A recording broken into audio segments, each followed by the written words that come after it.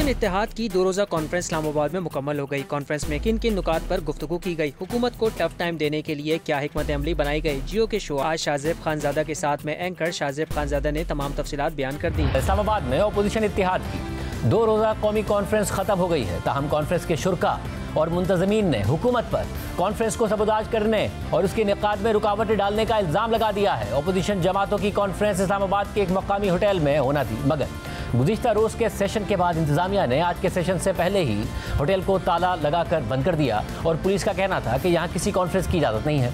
इंतज़ामिया की जानिब से इजाज़त ना मिलने पर अपोजिशन जमातों के कुछ रहनुमा गेट फलांग कर होटल में दाखिल हो गए और होटल का मरकजी दरवाज़ा अंदर से खोल दिया, जिसके बाद तमाम लोग होटल में दाखिल हो गए। बाद में अपोजिशन जमातों के रहनुमाओं ने होटल की लॉबी में ही कॉन्फ्रेंस करने का ऐलान कर दिया, जबकि पुलिस एहलकार और FC के दस्ते होटल के बाहर मौजूद थे। इस मौके पर खिताब करते हुए अपोजिशन लीडर उमर अयूब ने कहा कि ये फॉर्म 47 की हुकूमत है जिसके पास अवाम का मैंडेट नहीं है। आज ये कॉन्फ्रेंस रोकी गई है, मैं इसकी मजम्मत करता हूँ। जबकि कॉन्फ्रेंस में शरीक JUI के सेनेटर कामरान मुर्जा ने कहा कि किसी और ने इस कॉन्फ्रेंस को कामयाब बनाया या नहीं बनाया, हुकूमत ने इसे कामयाब बनाने में अपना मुकम्मल किरदार अदा किया।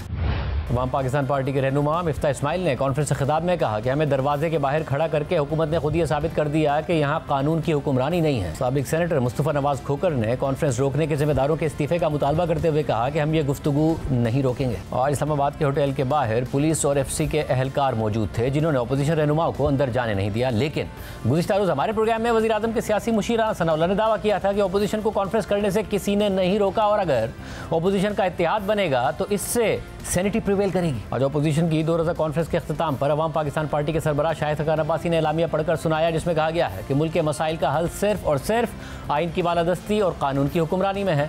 8 फरवरी के धांधलीशुदा इंतखाबात के नताइज मौजूदा सियासी, मुआशी और समाजी बहरान के जिम्मेदार हैं। मौजूदा पार्लियामेंट के वजूद की कोई अखलाकी, सियासी और कानूनी हैसियत नहीं है।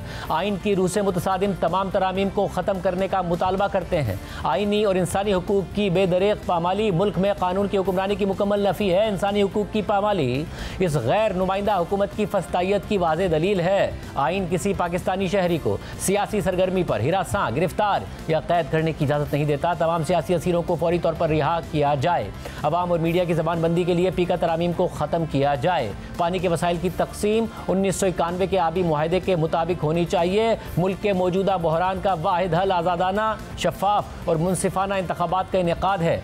बिगड़ते मुल्की हालात कौमी डायलॉग से पाकिस्तान को मुस्तहकम करने की मुत्तफ़िका हिकमत अमली का तकाजा करते हैं। हिज़्ब इख्तिलाफ की जमातें इज्तिमाई अमली जिद्दोजहद को जारी रखने का अहद करती हैं। ये जिद्दोजहद पाकिस्तान के मसाइल के हल और अवाम की फलाह को यकीनी बनाने तक जारी रहेगी। अपोजिशन की 2 रोज़ा कॉन्फ्रेंस मुकम्मल होने के बाद हुकूमत का मौक़िफ़ लेने के लिए नून लीग के रहनुमा तलाल चौधरी से जब सवाल किया गया कि आप अपोजिशन की कॉन्फ्रेंस को कैसे देखते हैं, तो जवाब में उन्होंने अपोजिशन की कॉन्फ्रेंस को रद्द कर दिया और कहा कि PTI के साथ बैठने वालों को सोचना चाहिए कि उनकी जमात कैसे बनाई गई है। खौफ है या गरूर है हुकूमत को जो ये सब कर रही है, वरना ये कॉन्फ्रेंस आज हो जाती इतनी बड़ी खबर ना बनती जितनी बन गई है।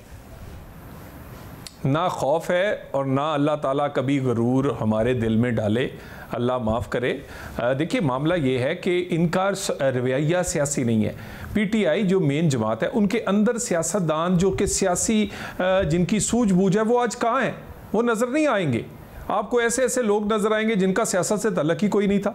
और यानी देखिए मुझे किस पार्टी ने कभी अपनी 2 सूबाई हुकूमतें तोड़ी हैं, इस्तीफे दे दिए पार्लियामेंट से निकल के, क्या मिला इन्हें? इसी तरह मगर आज तो अलायंस जो ग्रैंड अपोजिशन का अभी अलायंस बना नहीं है, मगर अचकज़ई साहब थे ना, अचकज़ई साहब के रवैये पे तो आप वो सवाल नहीं उठाएंगे। शाहिद खान अब्बासी साहब थे, कामरान मुर्जा साहब थे, JUI का वफ़द था, ये लोग तो PTI के साथ थे ना, तो इन लोगों के किरदार पर तो आप वो सवाल नहीं उठा सकते जो आप PTI पर उठाते हैं।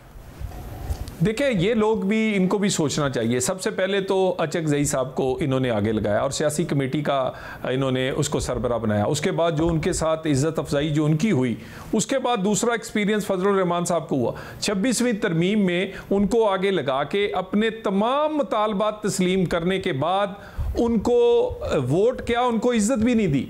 आज के दिन तक भी तस्लीम नहीं करते कि 26वीं तरमीम में तमाम इनके मामलात को फजलुर रहमान साहब ने देखा, इनके साथ खड़े हुए और कहाँ गए। इनका रवैया सियासी नहीं है, ये लोगों को साथ लेकर नहीं चल सकते।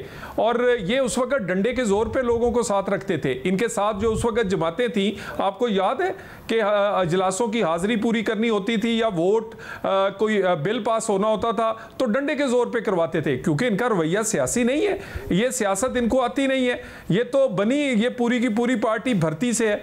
और अगर क्या कहते हैं ज़हीरुल इस्लाम साहब और पाशा साहब ना होते तो ये, या फैज़ साहब का फैज़ ना होता तो ये यहाँ तक कभी पहुँचते ही ना। दूसरी जानिब मौलाना फजल रहमान की जमात अपोजिशन के इत्तेहाद में शामिल होगी या नहीं, सेनेटर कामरान मुर्तज़ा ने JUI का मौक़िफ़ बयान कर दिया। सबकी नजरें इस वक्त जमीयत उलमा इस्लाम पर है कि मौलाना फजल रहमान की जमात क्या फैसला करेगी, मौलाना किस तरफ जाएंगे।